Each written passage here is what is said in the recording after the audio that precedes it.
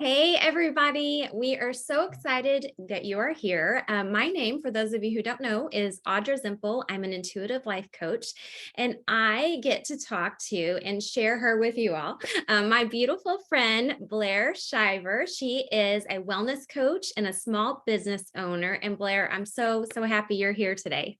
So excited to be here with you. This was such a fun idea, and I miss seeing you in Atlanta. So it's like a little mini reunion, right? It is. Yes. We had the opportunity to be speakers at the Behind the Power event in Atlanta recently. You may have seen our post. It was a tremendous event. We had so much fun. And yeah, we have been going through withdrawal, not being around each other. And so today we are going to be talking about one of my favorite topics, and I know it's Blair's as well, people pleasing. And if your tendency to people please is having you neglect your self-care. And I think this is the perfect time of the year to talk about it, as we're about to get to the crazy, silly season of, it's a beautiful season, but just crazy busy, right? With the holidays. It is, Audra. It's really silly season. And I love that. I feel like in the last couple of years, with all that's happened in our world, people have started to maybe pull back on the craziness, and we are like realizing that slowing down and keeping things a little more simple might just help us make more precious memories this time of year, basically quality over quantity. So I think it's a wonderful time to discuss this topic. Yes. And you're so right, because with all we've been through in the last few years, it has helped us to pull back and gain some perspective in that regard. But I think there are some people that are like, okay, now we're free to go. Let's ramp it up. So everyone just hold on because we really want to be intentional, because our time is so precious. And isn't it just heartbreaking when you try your hardest to make the season amazing for your kids and you end up exhausted and, let's be honest, a little irritable sometimes because you haven't been time for yourself. As Yeah. mothers, there's this ridiculous societal pressure to make everything so perfect. Mhm. What our kids want more than anything is just our time and our attention. And I actually had this discussion with a friend just this morning. Things are tight for a lot of people, and people are working 1, 2, 3 jobs just to get by. Being more intentional with our time is so important now more than ever. And how often, as women, as mothers, we put everybody else before ourselves, and then we're not showing up as the best version of ourselves for our families. So we think this self-sacrifices, to honor and respect and serve our families, but we're doing ourselves a huge disservice when we don't show up for ourselves and prioritize ourselves. That is so true. That's so true. And, as you were saying that, I was just thinking of this particular scenario that comes up this time of year. You receive so many invitations, right, for your family to join in on this and this activity. And sometimes if you're someone who, we're very familiar with this, has a tendency to just say yes before you really think about it, because so many of us are we want to make people happy, which is wonderful. That's a wonderful thing. We don't want to lose that, but we want to just pause. And before we automatically say yes, think, okay, is that what we want to do with our time? Because time is a finite resource and we only have so much. So if it's the neighbor that lives on the other side of the neighborhood that I've said hello to twice this whole year, do I really want to gather up my family when we're having a wonderful time watching Christmas movies at home, all snuggled in, and say, we're going to go to their party and they don't even really know anyone there? You know what I mean? Like being intentional and not letting that knee-jerk reaction to be a people pleaser and to always say yes and to always make everyone happy, not let that get in the way of what's really important to you and your family. Absolutely. I remember in college, one of my friends, she said, I admire you because you're the kind of person who can say no if you don't want to go out. And for a lot of people, that's really hard to do. We want to make sure, I'm an only child. You want to make sure you're included. If you don't accept the invites, then they might not come anymore, and then you'll be all alone. All these stories that we tell ourselves. Yeah. It's crazy. It's crazy. But there's been a lot of conversation lately. I think it's so beautiful the way the dialogue of some people who are younger than us, are starting to have conversations that we never had. Talking about self-care not being selfish, and returning to home, like home within us. How many adults do you know, Audra, who, when you ask them, what do you want, have a solid answer to that question? You know what? It's usually, I want this for my son. I want this for my husband. I want this for, and it doesn't even occur to them that they didn't really answer the question. But what do you want? Yeah, exactly. I don't know. I never thought about it. Nobody's ever asked me that question. Yeah, I have no idea. Yeah, so many people don't even realize that, like you said, that's not selfish. Because, I remember a great quote about, and I wish I could remember who said it, but the gist of it is that nothing has a greater effect on a child than the unlived life of the parent. I will try to find who that quote came from. Oh, that sounds like a good one. You're going to have to dig that up and figure out who said that and where that came from, because that sounds really valuable. Right? Because when you think about it, we're setting an example 24 hours a day for our children. And if we're not paying attention to our heart wisdom, and paying attention to that nudge inside that says, you know what, if you will, because I know, but we're both spiritual people, and I know a lot of our viewers are as well. And if you're not paying attention to that nudge that says, you know what, I think it would be great to stay home with your family tonight, and your child opens up to you about something they never did before because of something in the movie that you're watching. I just love when all of that stuff happens. But if we're so focused on the outside and not paying attention to the inside and what's going on in our heart, we can't hear that. We can't hear I remember Julia Cameron, a writer, called it our marching orders. Right? I like that. Yeah. I like that a lot. And I found, you and I met last October. We started working with an amazing coach up in Atlanta, and your neck of the woods, where I'm from originally. Yes. Well, from Georgia, not from Atlanta. There was, I don't know what it was, but I was attracted to you, and I don't know if it was because we talked about the faith, but I completely forget where I was going with this. So I was at a dinner with some girlfriends the other night, and I think everybody's on their own journey, and social media is so good and so challenging because we're only seeing the highlight reel, of what everybody's going through. And we think, oh, your life looks so perfect. The kids are so, no. But I knew, when I met you a year ago, that I was not in a good place. I was angry. And I had a little person, still have a little person. She's 6. And, I was looking at 40 and had older parents. So like right smack in the middle of life, and knew that there were some things that I could see some of my story kind of coming through in my daughter, some behaviors that I was like, wow, she got that from me.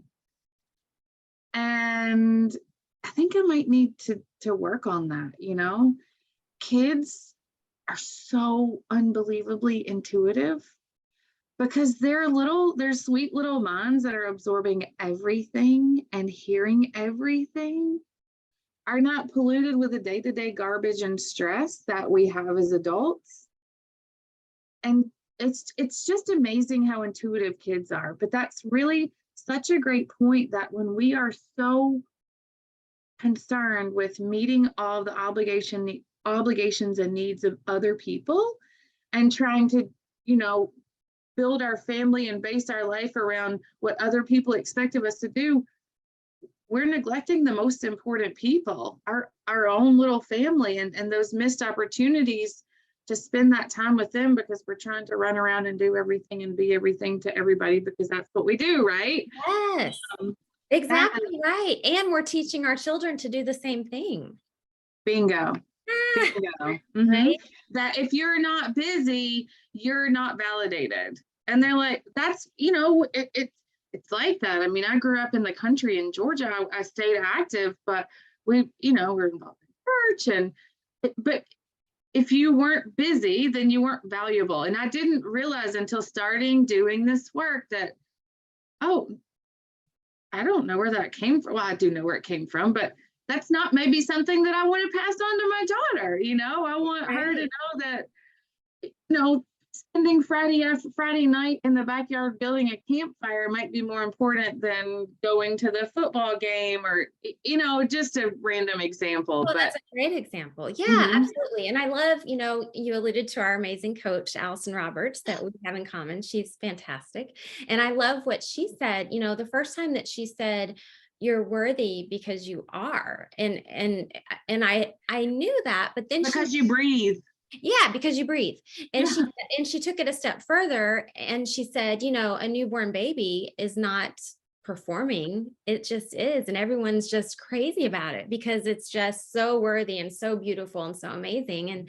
And that's how God and God's universe feel about us, which is so awesome. And it helps you just take a deep breath and just relax and exhale. Isn't that the beautiful thing about newborns? That's why so many people gravitate towards them. Like they're just existing and breathing. I mean, they're beautiful, they're challenging, but isn't that life? Right. Isn't that life? Right.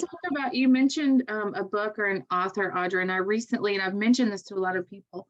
Um, there's a book by Bronnie Ware, I think is the author, and it's called The Five Regrets of the Dying. Oh, Holy smokes, do I recommend everybody read that book? I'm glad Because you said that because I remember hearing about it, but I haven't read it yet. a couple of things that she said, and this is like ahas for me in this midlife point. I wish I had let myself be happier. Mm, She worked as like end of life care hospice nurse for people, traveled all over Australia. Really amazing woman, beautiful story. But I wish I'd let myself be happier, and I wish I'd worked a little less. mm, How many people can relate to that right now? right? How many people can relate to that? Because not getting political, it's election day, go vote.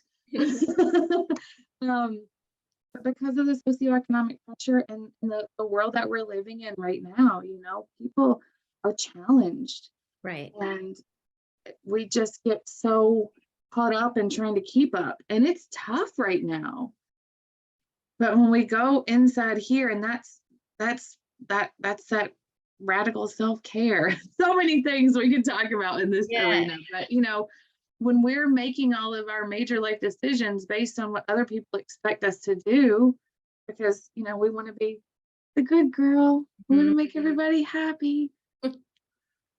Who are we neglecting the most? And then you're right. What a disservice we're doing to our children or Right. for our children. Right. Exactly. I agree.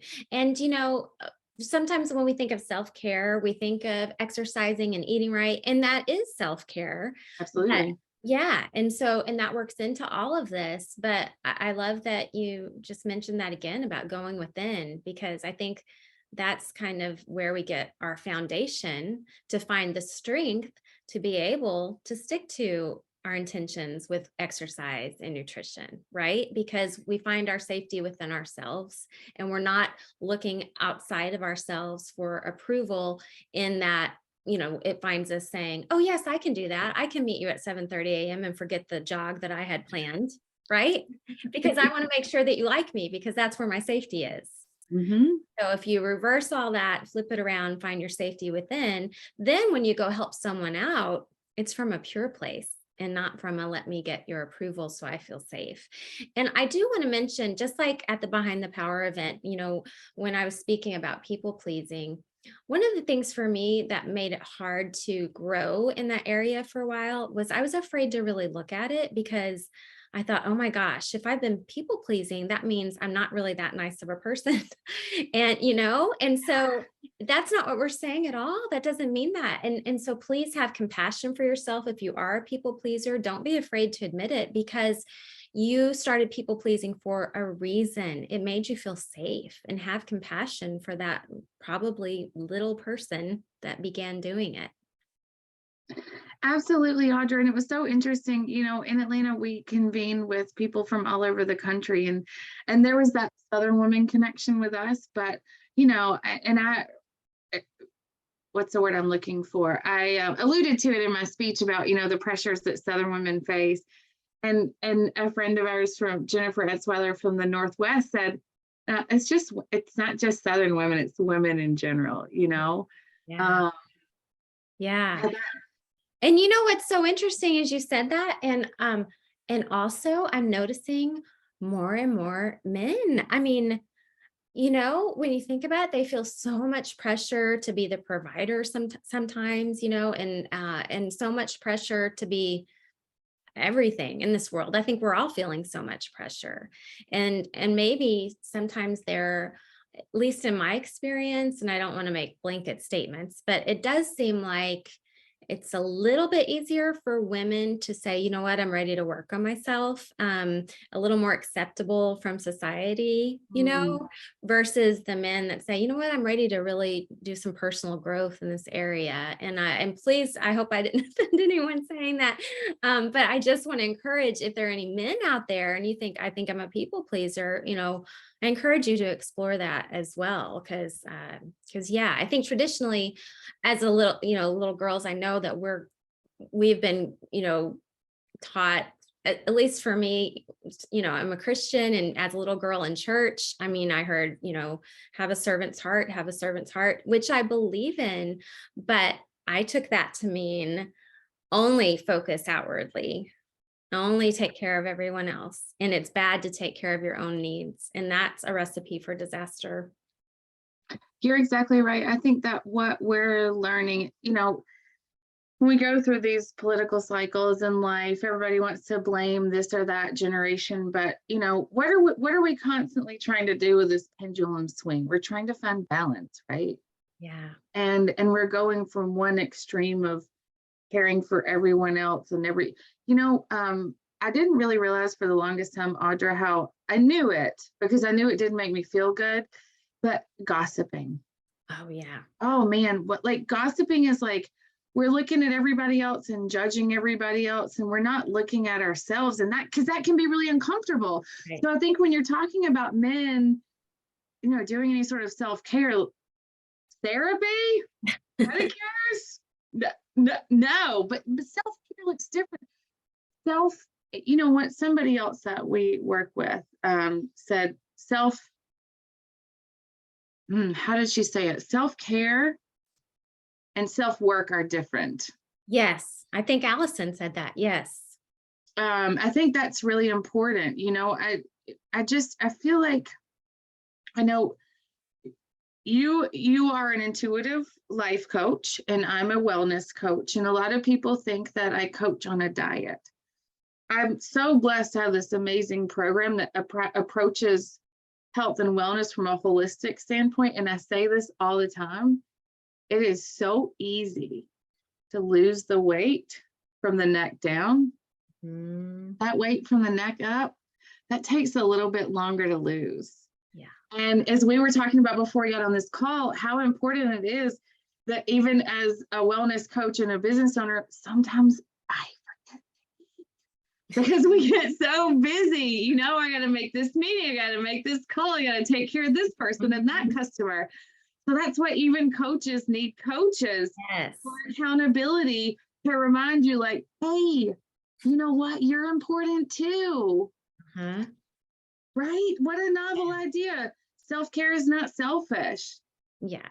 That's so true. You're so right. And I know we need to wrap up here. I could talk to you all day long. I know. But that brings up a great point of just practical things that our viewers can do, just a few practical things. And one, you just said the accountability, like finding either a coach or someone who will be your accountability person. And just another note about having coaches. I totally agree. Coaches need coaches because no one can see their own blind spots. And you can't grow if you're staying stuck behind those blind spots, right? So absolutely not. Absolutely not. A beautiful thing. And so what else are some practical tips that you found that help your clients? So Man, all over the board. I'll share, I'm a pretty active person. I love running.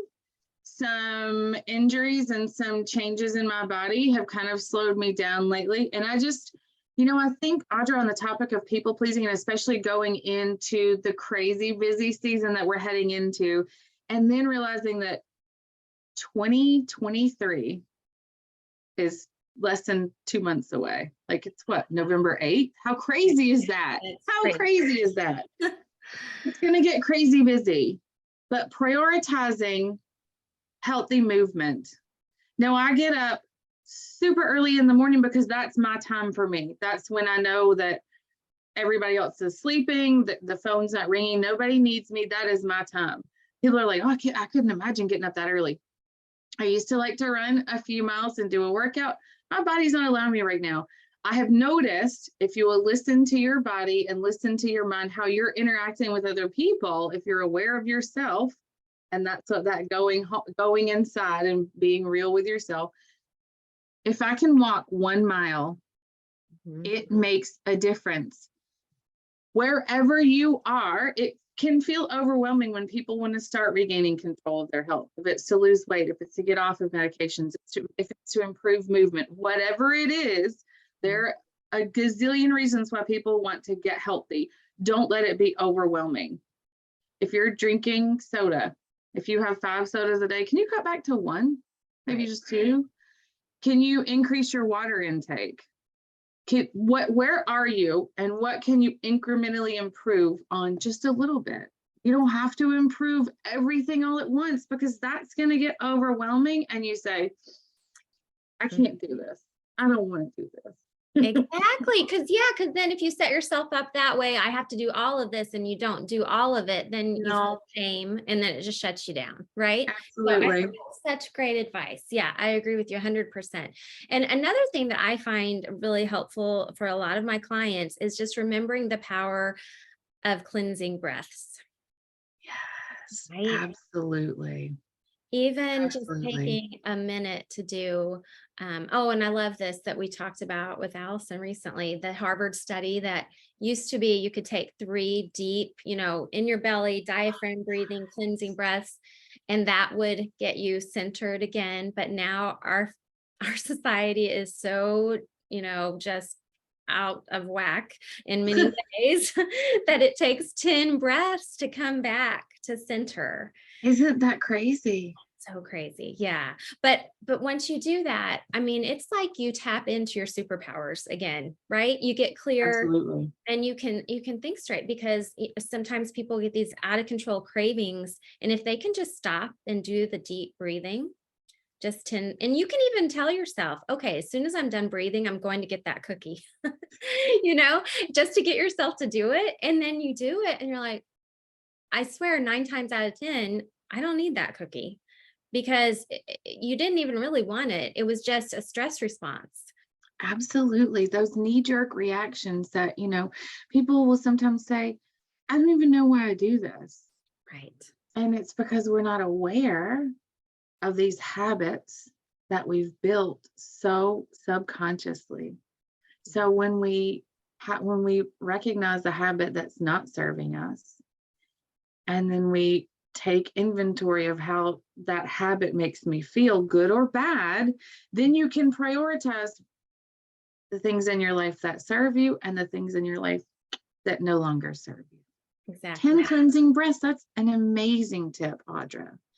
Well, thank you. And thank you for your tips and being with me today. This has been so fun. Thank you so much for having me. I've loved being here with you, and hope that this touches someone. If you are interested in learning more about what either Audra or I do, check us out on social media, reach out. Audra, thank you so much for having me. This was lovely. I've enjoyed it immensely. Oh, wonderful. Thank you. And I love you. And thank you everyone for being with us today, and have a wonderful rest of your day. Bye.